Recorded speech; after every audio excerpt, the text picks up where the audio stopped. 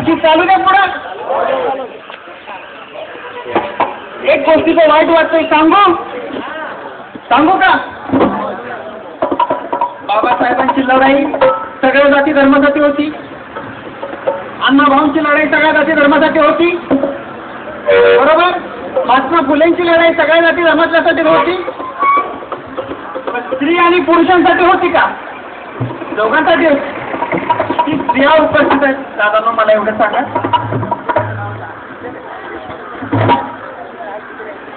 हे दुःख आहे, हे जग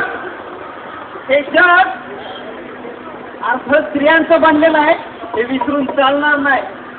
हे देशाची लोकसंख्या जर 100 कोटी असेल तर 40 कोटी तरी स्त्रियांची संख्या असेल का नाही?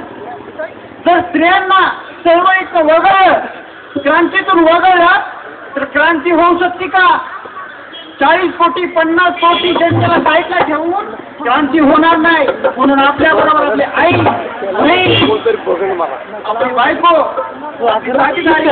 मैत्री ही या लढ्यात असल्याशिवाय क्रांती कार्य पूर्ण होणार नाही. या देशामध्ये हे दुःखद गोष्ट आहे की या देशामध्ये आणि जगामध्ये स्त्रियांवर खूप अन्याय अत्याचार होतात. आज त्या स्त्रीचं दुःख चव्हाट्यावर मांडायला सुद्धा कोण तयार नाही.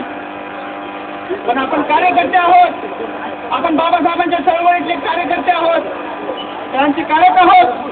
म्हणून आपल्याला अधिकार आहे, आपलं कर्तव्य आहे की या अशा स्त्रियांचं दुःख आपण या संपूर्ण जनतेपर्यंत मांडलं पाहिजे.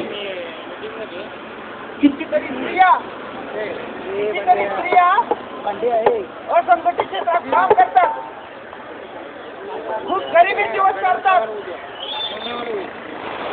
खूप कष्टात दिवस काढतात, पण त्या स्त्रियांची दखल घ्यायला मात्र कोण तयार नसतंय. त्या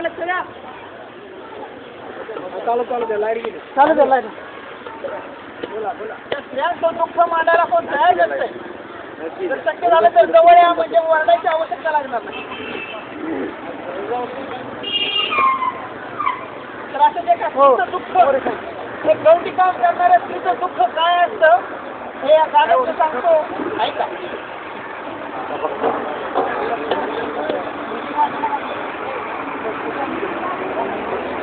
तुम्ही सगळ्या जर पुढे येऊन बसला तर माझा आवाज शेवटच्या व्यक्तीपर्यंत जाऊ शकेल. त्यामुळे मी विनंती करते, शक्यतो सगळ्यांनी पुढे येऊन बसण्याचा प्रयत्न करावा. मधल्या रिकाम्या खुर्च्या तर पाठीमागं